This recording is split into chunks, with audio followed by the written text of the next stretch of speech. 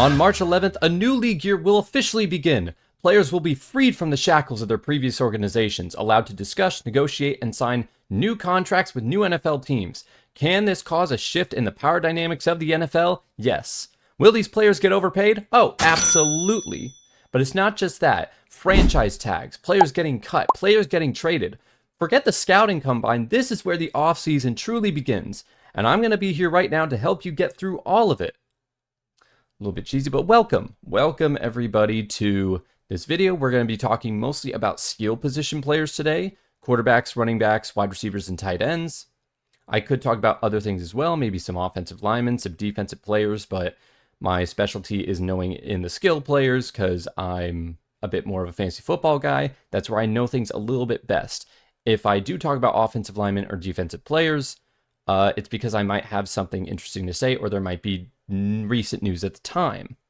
We're going to be going over as many of the free agents as we can, players that I think are interesting to talk about, if they're going to end up staying on their teams, or if they're going to sign a new deal somewhere else. We can start right here with the quarterbacks, and there's a number of quarterbacks that we can start off with. Some of the teams that kind of need a quarterbacks, I'll make sure to post them at the bottom of the video. But we have teams like, I have them written down right here. Let me go to it. It's the typical teams you would expect. It's the Dolphins, it's the Cardinals, it's the Browns, it's the Jets. And I know the Browns have like Deshaun Watson, Shedeur Sanders, but realistically, if you can, I would try to get like real competition for Shedeur. And I wouldn't try to keep pushing Deshaun Watson out there. But you also have teams that could also be interesting for some competition, like the Steelers or the Vikings. I think those are teams that are interesting to talk about as well, but we should get into the quarterbacks. Before I talk about any of these guys, I want to talk about the bigger names that people are going to be looking at, like Kyler Murray and Tua. Where are these two guys going to go? Where are these two QBs going to be at? For me, I wish this happened during the middle of the offseason. I pitched the idea of they should have just done a QB swap, where Kyler goes to Miami and then Tua goes to Arizona. I think that would have worked best for both parties. You know, put them on new places, deal with the other's contracts, but realistically, that's not what's going to happen. Now, Kyler, we already know he's going to get released by the Cardinals. He's going to be looking for a new team. If I think for Kyler, he's not going to pull Russell Wilson. I don't think he's going to try to look for the veteran minimum, but it's going to be tough to see where he goes within this landscape. I think the Steelers should be looking at other options outside of Aaron Rodgers, simply because Aaron Rodgers is a 1 year at max type player. I also just think he's kind of okay. Like Aaron Rodgers is he's not good, he's not bad. He's not going to make your team any better or worse.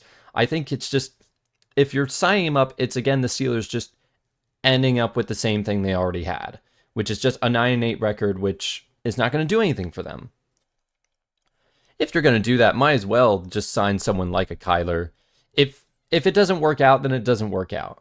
But at least sign him to a deal similar to what the Seahawks signed with Sam Darnold. When they signed him, it was a 3-year deal, $100 million, but most of the guaranteed money was in the first year. So if it really didn't work out, the Seahawks were able to move on from him. They made it very much easier to do so.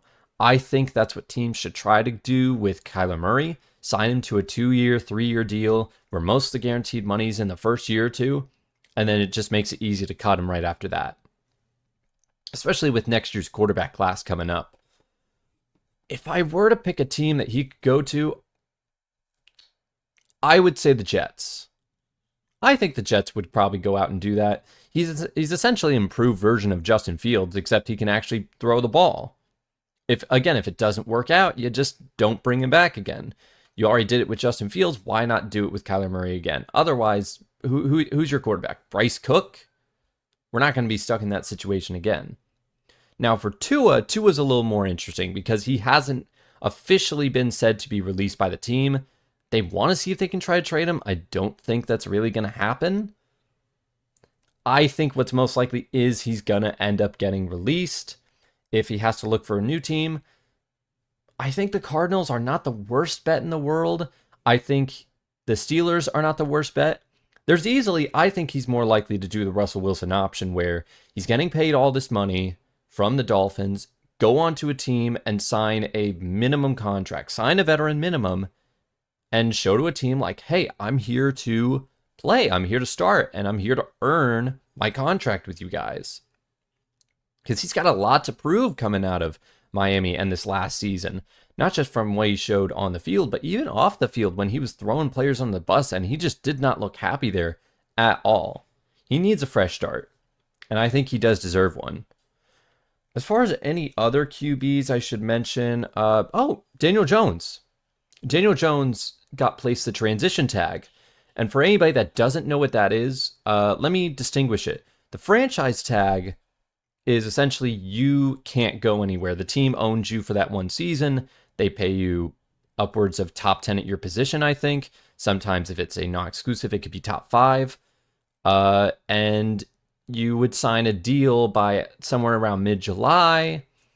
It's basically a way to keep you from negotiating with other teams. With transition tag, you can still negotiate with other teams, I believe, or they can throw offers out to you. Like, say, for example, if the Vikings were like, hey, Daniel Jones, we had you on our team for a whole couple months. Maybe we want you back again. We'll sign you for a 3-year, $120 million deal. Now, if they are given that offer, the Colts have the chance to either match that offer to keep him on their team, or they just let him go.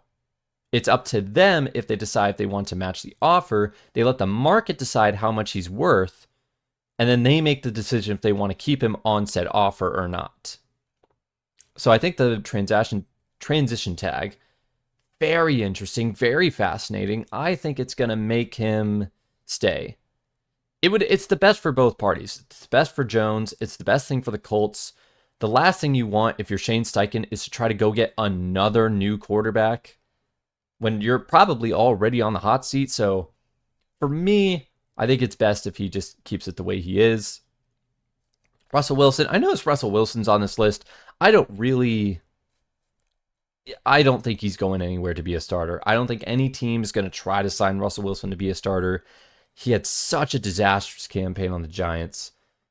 He's either going to be a backup, or I honestly think if he's going to try to want to be the starter, but maybe he should consider retirement if a starter is just not available to him, because I don't think he's going to want to play as just a backup. I think he's worked too hard for that, and he doesn't want to play on that side. It's the same thing with like Cam Newton. Cam Newton didn't ever want to be a backup. That's why he's not playing in the league. That's why he decided to stop playing in the league. Even though the idea of him coming back for anything now is kind of laughable. I don't think he can step on an NFL field today and do really that much of anything. If we look through the other quarterbacks here, there's not too many other options, but there is, if we scroll down, there's one name that does stick out. There is one simple name that everybody's been talking about, Malik Willis. I've gone back and seen some of the games that Malik Willis has played in, and while I do think he's had some good games, I do think he's improved a heck of a lot from where he was on Tennessee, where he had some awful QB performances. The idea that he comes in and he's just this like exciting starter for one of these lower end teams, I just can't buy in yet. Everybody's like, oh, he really has franchise QB potential. Maybe, but remember, he is a run first base QB. He is a QB that is an incredible dual threat, but I still am not sure about his passing game. He can throw some pretty deep balls. I've seen him do that in the combine. I've seen him do that in years past. But you move on from being a quarterback on Green Bay, which is a decent organization. They didn't have the greatest season in the world, but they're still a decently run organization. You're going to take your start in Green Bay, and you're going to go to the Cardinals, the Jets, not the Browns, but like if you go to one of those lower end teams, that's not good for you, man. It's just not. It's not going to be a much better situation for him. It's going to be a lot more tougher, especially with all the pressure of him having to be the starter. I think because of how desperate some of these teams are going to be, he's going to find his way into a roster. Like, I think the Cardinals could happen. It'd be interesting to see him possibly go to the Vikings. But Right now, I'm just not really sure about Malik Willis. I think it's just more. Actually, let me focus on the Vikings side of things because the Vikings I actually want to focus on because of JJ McCarthy and Kevin O'Connell.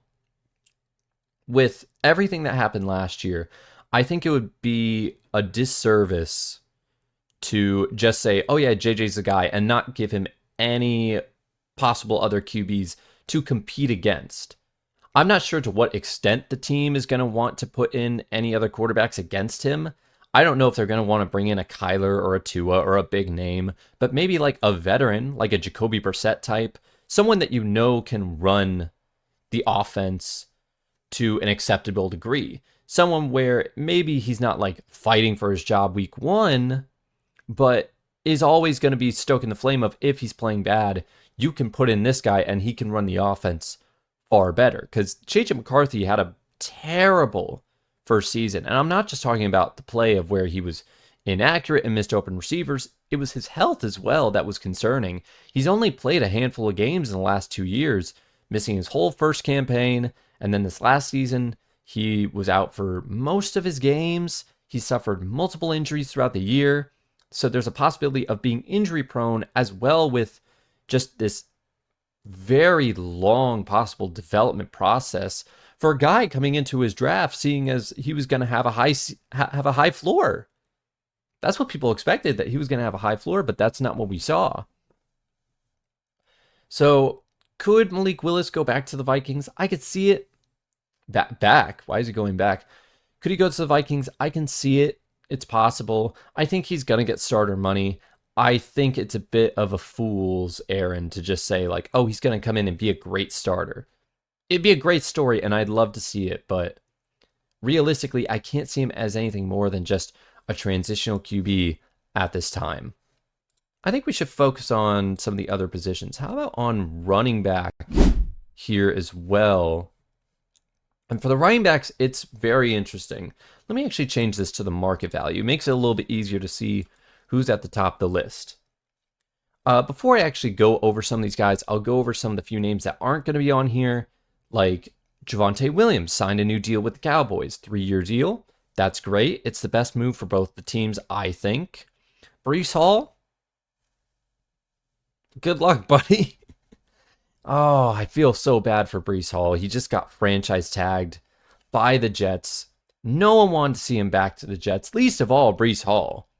He feels like he is miserable there, and I don't even know why they did it. They tried to trade him over the offseason. So my only thought is that they're going to franchise tag him just to keep him around so they could possibly trade him again during the offseason. That's my only possible takeaway. Because otherwise, I don't know why you won't just let him leave. He clearly wants to go.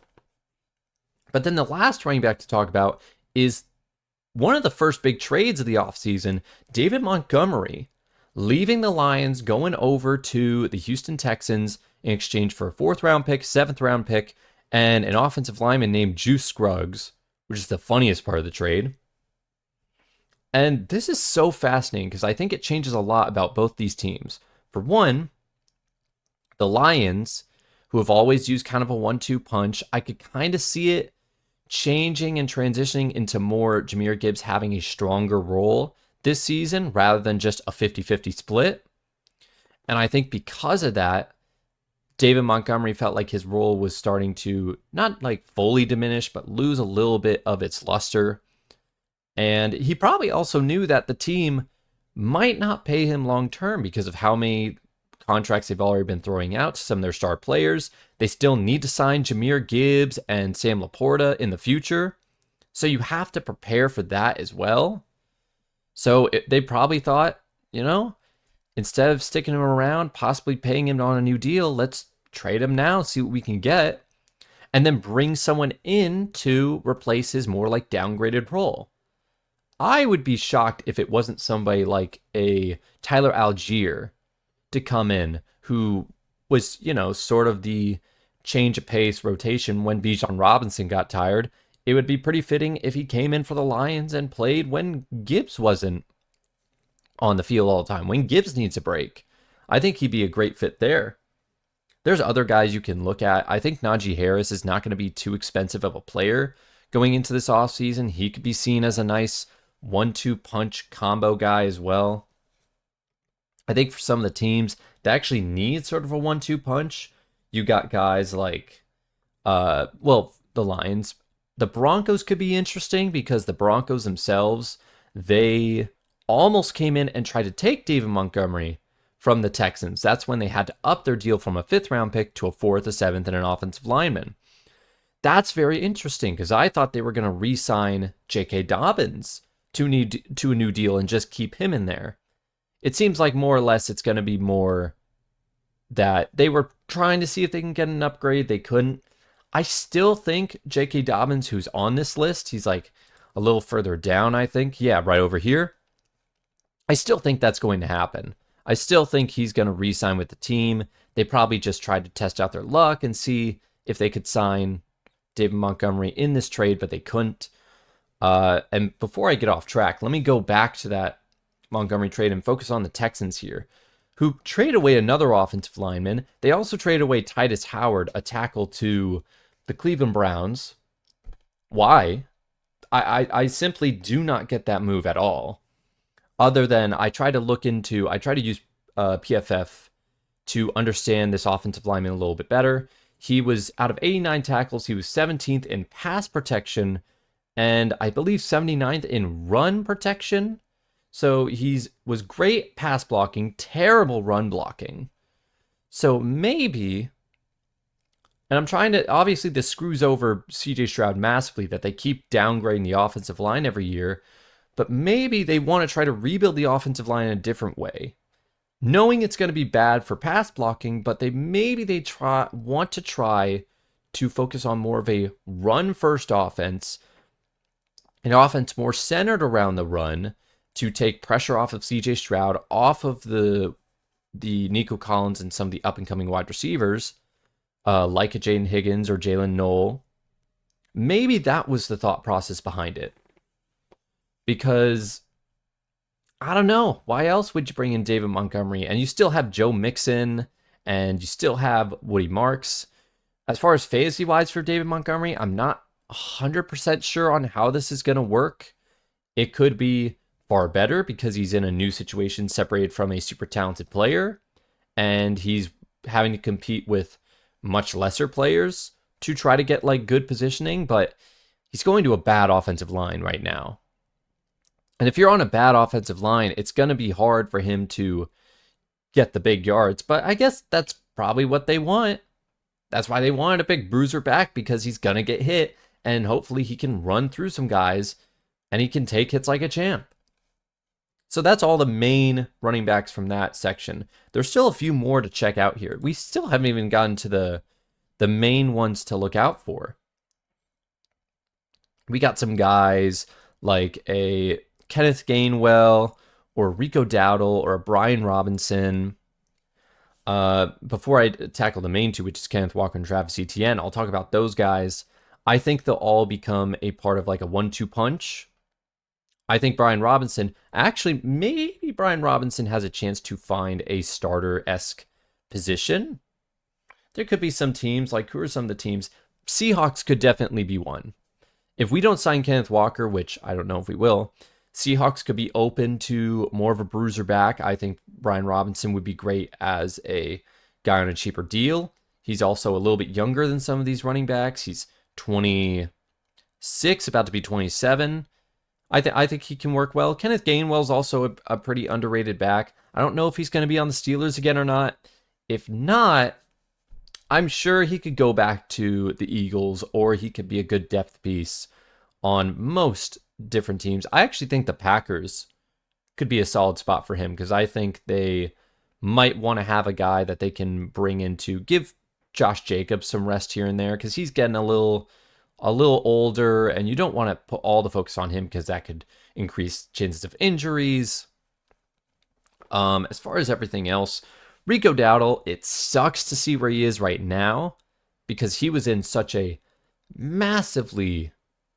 He was doing so incredible for the course of like 1 month during the season, where he had like 700 rushing yards in like 3 or 4 games. He was unbelievable. It's crazy to see that. Just didn't fully work out. Honestly, maybe he should just consider re-signing with the Panthers. It seemed like it was a good spot for him and Chuba Hubbard. Both of them seem to work well off each other. If not, another spot that I could see the Packers at. Broncos. The Broncos could be looking for an improvement over J.K. Dobbins. If they want to move on, I think that's an interesting option. Lions aren't out of the question. But how about the main teams looking for running backs? Some of the main teams include the Commanders, the Saints, the Chiefs. These are all teams that are going to be in like the Jeremiah Love showcase. But if they're a little bit intimidated, if they don't want to play that game, you have guys like Travis Etienne, you have guys like Kenneth Walker. And as a Seahawks fan, Super Bowl champs, no, not a big deal. I can talk about Kenneth Walker and what I thought about him. I didn't think we were going to re-sign him this year, mostly because it didn't feel like it was going that way before the season started. He'd been there for a few years. He's very talented, but our offensive line was bad for a lot of years. It never gave him a chance to really show what he could do. I've never seen a player fight so hard and make so many incredible moves to get 2 yards. But that's honestly what kept happening to Kenneth Walker game after game after game after game. And if you take that and add all the injuries he was getting every season, I mean, he was on the injury shelf all the time, every year. This year, everything worked out for him. He had a clean bill of health. They focused a lot on Zach Charbonnet, which, it hurt his value a little bit. But when Zach Charbonnet got hurt in the playoffs, Kenneth Walker showed that he's a capable number 1 running back, that he can take a workload and he can make the best out of it. And when we needed him most, he succeeded. He did great in those games. He was good in the Super Bowl. He won Super Bowl MVP. It was the best thing for him because now he's going to go into the offseason and he's going to get paid. And I think we got a little outpriced. I think there was a chance after the end of the season we could have kept him. I think now he's just going to get outpriced. And as of right now, I don't know exactly where he could go. He could end up going to another team that loses their running back, like Jacksonville. If they don't sign Travis Etienne, they could sign him. The Chiefs are an obvious option to look for a new running back. Isaiah Pacheco and Kareem Hunt, they had like the worst run game in the league, and both those guys are going to be a free agent, so you got to look for someone new. Kenneth Walker is a great move. I think they would have gotten Breece Hall if he didn't get franchise tagged, but Kenneth Walker's out there. If there's anyone else, Commanders are a possibility, but they seem, I don't know how they feel about, I think Chris Rodriguez is a free agent too, but I don't know how they feel about Bill Krosky, which I think is a very overrated player, to be honest, from what I've seen. But I think Kenneth Walker deserves a chance to show his talent, deserves a chance to show how good of a player he can be. And he's also one of the youngest players in this group. He's 25. So I think he is going to get paid handsomely. Travis Etienne has had a really good bounce back season. And the way I look at it is there was one season that he had was really bad. That was 2 years ago. That was before they got Liam Cohen. That was when the whole team fell apart. I am going to count that as an outlier because every season that he's had a clean bill of health, outside of that season, he's played very, very well. I think it would work best in Jacksonville's interest to keep him. I don't think he's going to be worth that crazy amount of value. I think if it ain't broke, don't fix it. Just go with him again. He was a top 10 to 15 running back if you were going off of fantasy. But he passed the eye test too. He looked really good as the season was going along. That's when everything on the offense was at its best, when Trevor Lawrence was playing at its best, when the offense was moving at its absolute peak. That's when he was doing his very best work. I could see the Seahawks picking him up again. I could see the Seahawks picking up a number of these backs because I just don't think we're going to have Kenneth Walker. It could be very, very interesting to see what happens. I could see us getting like a Najee Harris too, guy like on a bit more of a prove it deal. I could see that. We'll have to figure it out because I don't even know if Zach Charbonnet is going to be ready at the start of the season. He tore his ACL. I don't know how bad the tear was because he was freaking walking on that thing. which you never see players with torn ACLs. Sorry. Was it ACL or was it Achilles? I'm sorry. It was one of the two. But I'll look that up later. But that's my basic thoughts, my basic rambly, insane thoughts on the running backs. Why don't we move over to wide receivers now? Let's check out some of these new wide receiver players. We'll actually start off with some, not breaking news because this has happened in the last few hours, but it's happened today as I'm recording. Stefon Diggs is getting released by the Patriots, this is very surprising to me because you sign him to a 3-year deal. You have this great season. You go to the Super Bowl. Yeah, I understand that he did not look very good in the postseason, but generally, he's a very solid wide receiver that he had great games that you could rely on. So I was so shocked and intrigued that he got released. Maybe he is still a bit of a pain and a bit of a problem in the locker room. Maybe he is just, there's a bit of a circus around him that you don't want on the team. They could have kept him, but they didn't. Where the heck would Stefon Diggs go in this market? It's harder to predict with wide receivers because wide receivers can realistically go to a bunch of different places.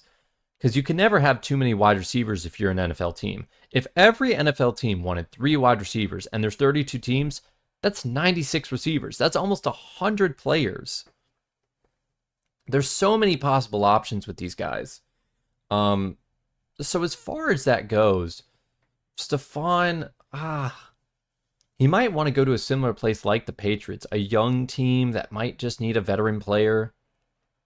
I think could the Raiders be a possibility? Raiders could be a possibility, but I feel like I'm going to say the Raiders for a lot of players because outside of Brock Bowers, they don't have any real proven receivers after they trade Jacoby Myers. They just have Jack Besh and Dante Thornton, and those are young guys, but they haven't realistically shown anything out of their first season. So we got to just see on that end.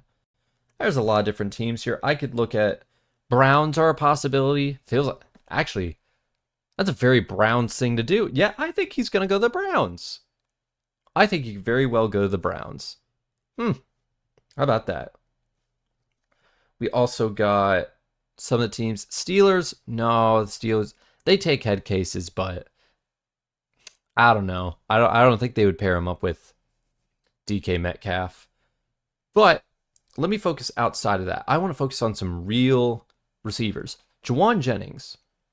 This guy, I think, is criminally underrated. I don't know why people do not talk enough about this guy. I think he should stay with the Niners.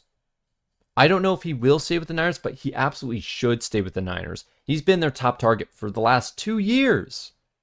He's been their best receiver, and their current crop is fading. They already got rid of Deebo Samuel in the year previous. It is highly unknown if Ricky Pearsall actually develops into being a true capable top receiver.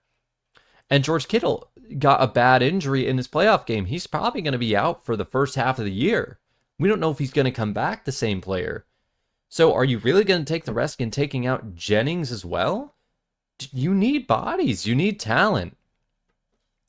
If I'm the Niners, you got to pay the guy. Because if you don't, then what are you doing?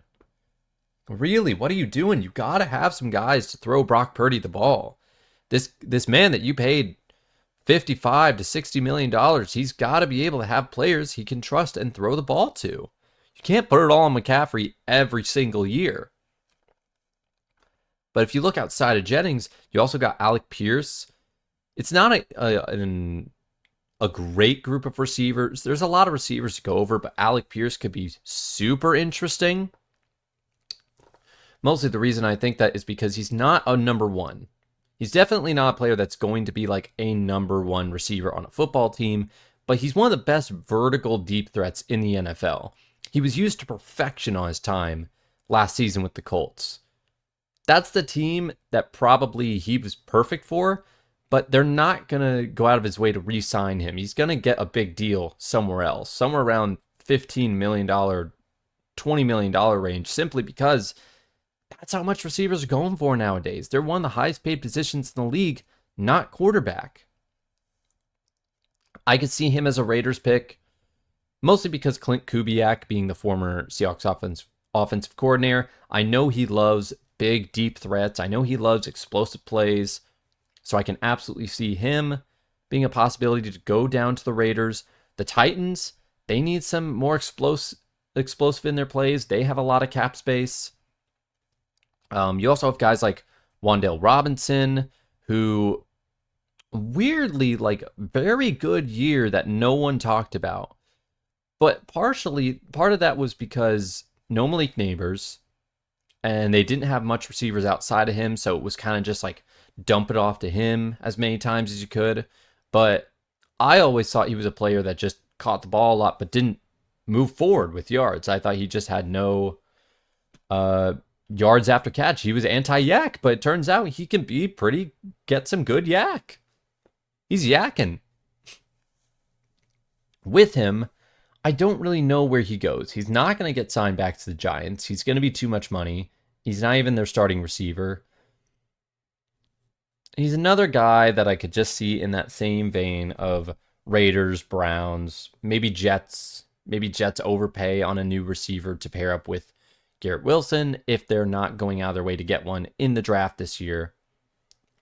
Because that's where a lot of teams look. A lot of teams want to get the young wide receivers in the draft. So it's a little bit more hard to find what they're going to do with some of these free agent wide receivers that are more specific.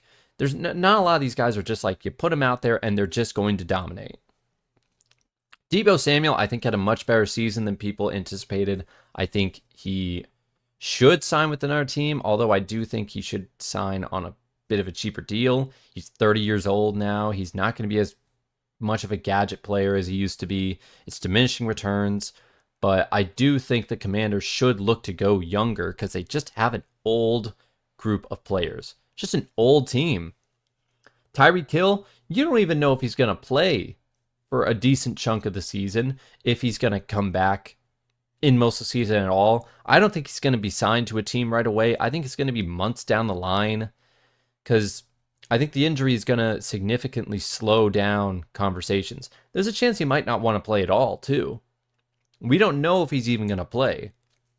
So I don't think there's actually that much to talk about. Could he go to the Chiefs? Yeah, but it's kind of like these weird, like, you know, reunions, like the Rolling Stones coming together. Not the Rolling Stones, but like, you know, like the Jonas Brothers coming back to do a reunion. It's like, okay, that's kind of cool, but I don't know, does it really do anything? Rashid Shaheed. This one's interesting because obviously people can connect him going back to Clint Kubiak by being with the Raiders. That's an obvious one that people tie to. He's not going to sign back with the Seahawks. He was very valuable in special teams, but we didn't use him a lot as a receiver. And I remember him being a very good receiver on the Saints, that he was used a little bit more than just a deep ball threat. I think some teams will see that and will want to use him for more, to try to use him as much as they can. If Clint Kubiak sees him as that and wants to use him more than when he was used during our Super Bowl run, then I could absolutely see it. I could also see him going to another team, being a very capable wide receiver too. You know, you'll get other guys down here that's like Romeo Doubs. He's a fine receiver. He's not number one. He should be the number two somewhere. Mike Evans. Oh, he should stay. Oh, I want him to stay. It'd be weird to see Mike Evans in any other uniform but a Buccaneers uniform. He fits it so well. He is Tampa Bay, absolutely. If he goes anywhere else, you need a team that needs kind of a more dominant one guy on the outside, big body. Raiders, Browns, Jets. It's kind of the same thing after a while. It's not the Steelers either. But it's a lot to think about. But I hope he just stays. Or if he just doesn't, and if the team doesn't want to bring him back, he should consider retirement. He's done as much as you could do in a career. He's gotten the records. He's gotten the amount of time spent. He's got the yards, got the Super Bowl ring. You know, what else are you looking for? Getting through here. Keenan Allen. This is another situation of Mike Evans is Is he going to retire? Is he going to come back to the team? If he does, it's probably for another 1-year deal, a discount at that. You never really know with a guy like that of how long he's going to stick around. Then you go down here. There's not really too much. Kendrick Bourne's a decent player, but he's a decent veteran that you can have on your team. And everything down from there. Oh, well, Dyami Brown. Dyami Brown's the only one where I think he's a critically underrated player and would be great to have on any team's like wide receiver depth. Dyami Brown or a Noah Brown or an Alamad Zaccheaus. Alamad Zaccheaus especially should be. I think he's criminally underrated. But then we look through here. Are there any other receivers? Well, there is one, two, but I'll focus on one. George Pickens. He got franchise tagged. So what are we going to do about that? There's nothing we can do. He's got the franchise tag by the Cowboys, and we've seen how the Cowboys handled their contract situations. I doubt he's happy. There's no way he's happy about getting the tag. He wants to get a new deal. But knowing the Cowboys, this will be extended into the months, into the offseason, into training camp. It's going to go into like the first week of the season, and either they pull a Micah Parsons and they just trade him because the relationship just gets so destroyed, or they sign him to a long-term deal at the very end of the season. Or option C, he plays on the franchise tag, has another great year, and then they give him franchise tag next year. Just like a big middle finger right to him. I don't know. The Bills are a team I should have mentioned for wide receivers, though. Realistically, they should go after a bigger name. We'll end this off here of the skill players with tight ends. And there's a few tight ends to go over. The one on the franchise tag for this one is Kyle Pitts. Kyle Pitts was the one franchise tagged. He had a pretty good last season that was mostly propped up by one incredible game where he got 150 plus yards and 3 touchdowns. It's the best game of his career. It's one of the best games you'll see of a tight end. But I think he's relatively, you look back and you think, oh, he was one of the best tight ends of that year. He was pretty good. He was like top 10-ish. But nothing spectacular. So good for them. I think Kevin Stefanski working with him is very interesting. Maybe he's someone that can finally figure out how to get the best out of him and take what you've learned on the foundation this season and work it into future seasons. But alas, we'll just have to see. Some of the other tight ends up on the board here, Travis Kelce. Travis Kelce, I don't know what he's going to do, if he's going to retire or not. I think he's leaning towards playing again. That's what I've been hearing.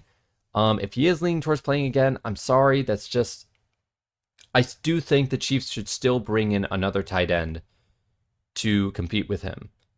Forget the name value. Forget this. Like, you really should look forward to a new tight end. He's 36. He's been in the league for going into his 14th season. He doesn't show to be exactly the same player. He's not a player that's going to make the offense significantly better. Get another tight end to pair up with him to ultimately take his spot when he does retire, or just, they're not going to cut him. But you should do something with the guy. If he's a free agent, does he go anywhere else? If he did go anywhere else, it would be very fascinating because it wouldn't feel right to see him in any other jersey. He's one of the more marketable people in the league. If he had to go somewhere else, it'd be funny if he went to Philadelphia, because Philadelphia, they have Dallas Goedert as their free agent tight end, who Dallas Goedert had one of the best seasons statistically of his career this year. And it's not just Dallas Goedert. If you look through some of the tight ends, they also have their second and third string tight ends of Grant and Kylan Granson also as their free agents. So it's their entire like tight end draft class is all free agents. So they have to figure out what they're going to do. Oh man, are they gonna get Kenyon Sadiq? Oh, I don't like the look of that. I don't like what I just said. The Chiefs can get him though. Kenyon Sadiq. That's a very much possibility. If we're talking free agency, some of the teams that need a tight end are obviously the Chiefs and the Eagles if this doesn't go well. The Ravens, if they don't sign back Isaiah Likely, I could see them looking for a second tight end. The Patriots, they've done this before. They like 2 tight end sets. So if they want to do another tight end set, I think they can pair someone up with Hunter Henry. The Dolphins might need someone new. The Bengals would be an underrated option. That'd be a fun option to see some of these guys. Ooh, sorry about that. Looking through here, I think Isaiah Likely actually is someone I want to talk about next. Very good player. One of the younger players here. A lot of the players that you see that their ages on the free agency list for tight ends are between the ages of 29 to like 32. A lot of these guys are getting older, but Likely is easily younger than most of these guys. He's 25. He's going to be 26, but he's a young guy. He's shown that he has a lot of like physical athletic traits and can be a very great tight end for the Ravens. He can go to another team and he could be very good. Why not go to the Bucks if they don't have Cade Otton? Caden? Cade Otton. If they don't have Cade Otton there, I think that's a great move for them. I think the Titans could really use another one of those tight ends. Panthers could be fun. Chiefs, again, Isaiah Likely is, I think he does have a lot of great potential to be a great tight end if you give him the chance. David Njoku, same thing. He's another guy I would really give a chance because I think he's a very good tight end as well. Chigakonkwo, a little bit underrated, but I think he could do well on the right team, but we'll have to see. Maybe the Eagles go for a bit of a cheaper option like him to sort of get through their tight end problems because I think put Chig in the right system, he can do really well. Same with Cade Otton. I actually think Cade Otton would be perfect to pair up with the Patriots with Hunter Henry. He's a great tight end. He'll do whatever you ask of. He's a great hand. He's a good blocker. He's a good pass catcher. He'll be on the field more than anybody else on the field. He'll be on 95% of the time. Do that with him. If we're looking at any offensive linemen, I know there's like Tyler Linderbaum is the biggest one. Let me see some of the biggest in terms of market, what we've got here. Rasheed Walker as a left tackle. Yeah, he could do very well for a team. Any chance you have to get a great offensive lineman, go out and get him. Tyler Linderbaum is like the big center that he's very good, top 10 at his position. Bears, I believe their center just recently retired, so if you want to do a quick fix right now, just sign Linderbaum. Cam Robinson, I like Cam Robinson. I think he could be a good tackle. Are there any big defensive names I want to go over before all this is done? Let's go over it. Let's see what we got here. Since this is partially on this, I want to end with some defensive players. Trey Hendrickson, one of the best on the open market right now.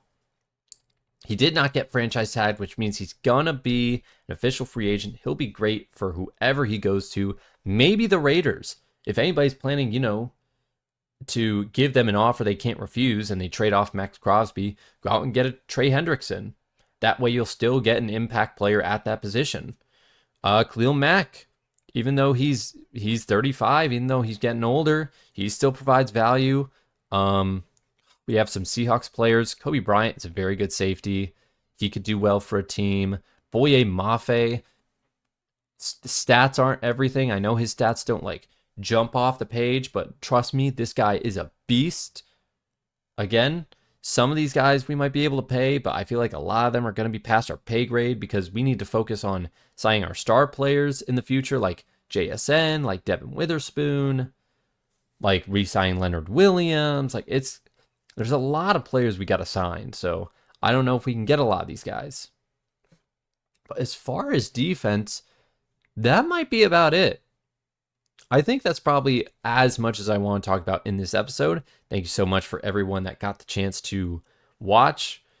It was a bit long, it was a bit rambly, but we got through it. I wanted to do a bit more of a more condensed video, more with like faster editing and graphics and everything all in between. I wanted to like really do a deep dive, but honestly, I thought free agency was gonna be not next week, but the week after. Turns out it was this week, so this is what I could come up with. But thank you. Thank you so much for anyone that watched. If you liked any of this content, I have released new videos at least every week, and I want to plan on releasing a lot more, so stay tuned. In a complex fantasy world, just remember to stay simple. God bless everyone.